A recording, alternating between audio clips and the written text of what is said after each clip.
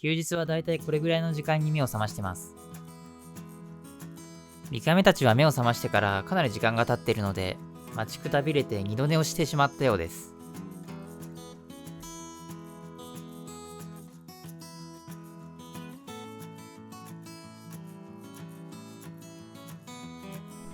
毎朝こっちの方を見て待っててくれるのが可愛いんですよね。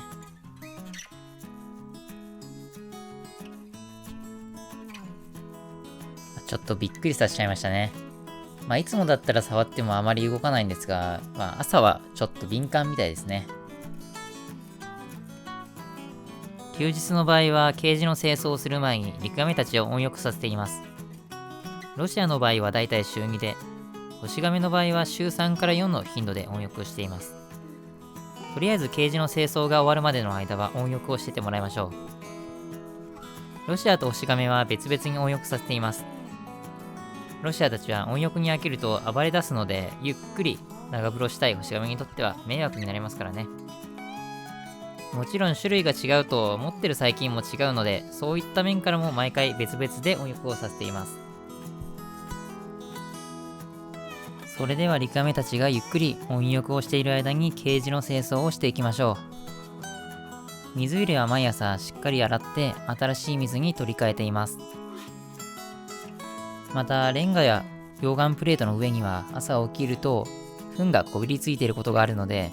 しっかり次亜塩素酸水で除菌消臭しています。なかなか汚れが落ちづらいので、次亜塩素酸水だけでなくクッキングペーパーで念入りに汚れを落とすようにしています。インドホシガメのケージの場合もロシアリカメのケージと同様に次亜塩素酸水でしっかり除菌して水入れを交換しています。ホシガメの場合はうんちをほぼ必ず水入れの中でするので掃除が楽でいいですね。何もしなくても勝手にトイレのしつけができているみたいです。ホシガメの方の床材は前までフォレストフロアというヒノキの皮を使ったものを使っていたんですが、今はこのようなジクラアギトのヤシ殻土にしています。兄ちゃんは汚れやすくなってしまいましたが、湿度が保ちやすくホコリも舞いにくいので気に入っています。でも土状の床材なので、ご飯にはあまりつかないようにしっかりレンガの上を掃除しています。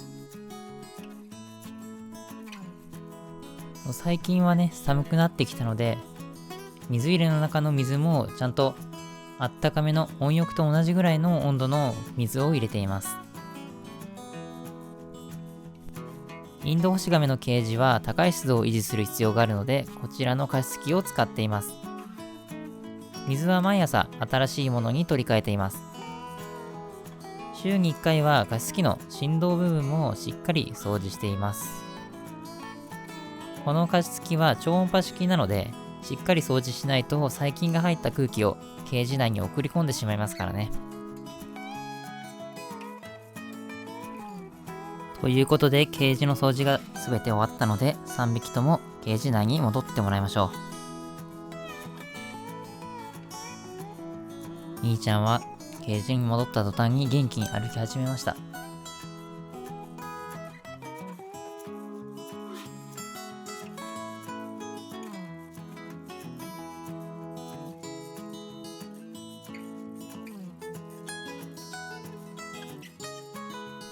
温浴で温まった体を冷まさないようにちゃんとクッキングペーパーで体を拭いてからケージ内に戻しています。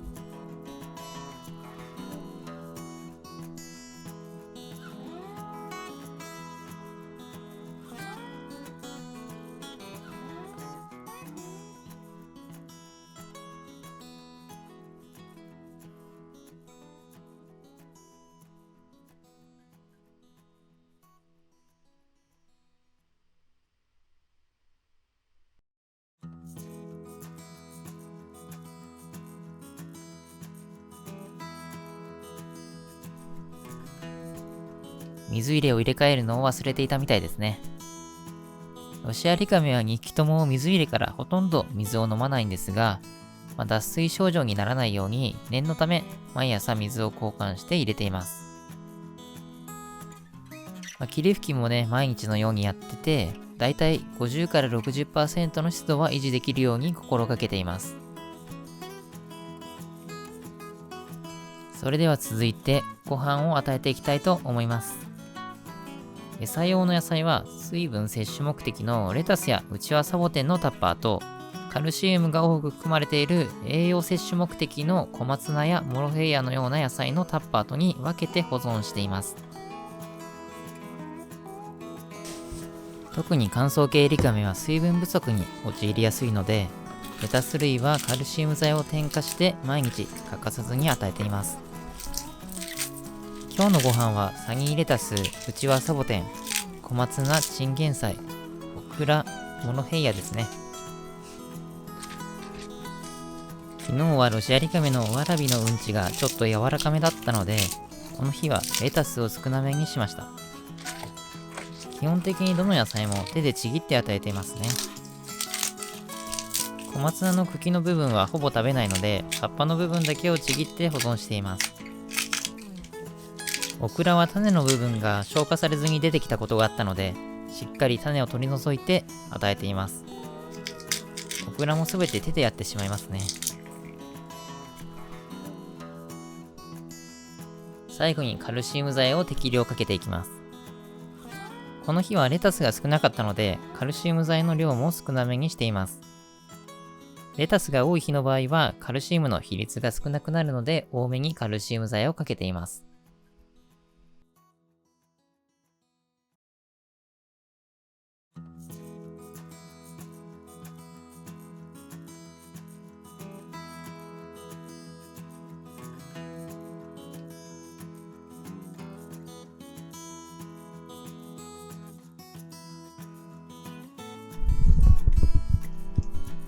今年の7月ぐらいまではロシアリカメたちのお腹に寄生虫がいたので、リカメフードに駆虫薬を染み込ませて与えていました。駆虫薬は液体タイプのものだったんですが、野菜にかけて与えてもそこだけ避けて食べてしまうので、リカメフードに染み込ませて与えていました。そのせいか、駆虫が開始してから2匹とも急成長してしまったので、現在は野生下での食性通り、青菜をメインで与えています。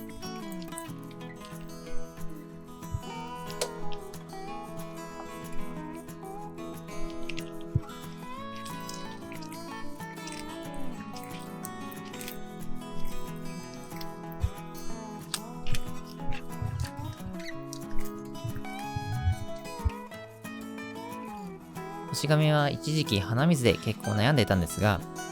最近ようやく完治することができました。でもね、念のため毎朝点鼻薬を使っています。最初の頃は点鼻薬を使うとすぐにくしゃみをして鼻水を垂らしていたんですが、すっかり最近はその様子もなくなりました。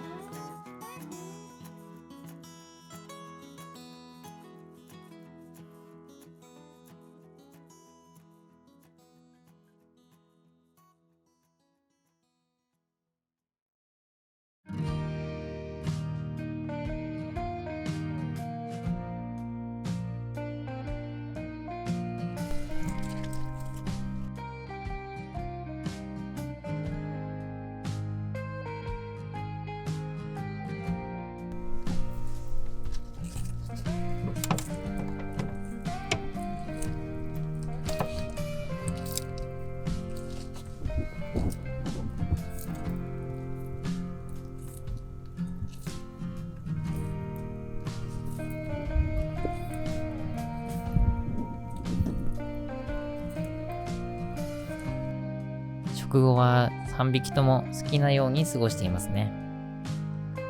よもぎはメタハラの下でバスキングをしています。メタハラにしてから本当にバスキングをする時間が増えました。わらびの方はだいたいご飯を食べた後はシェルターに一目散で向かっていきますね。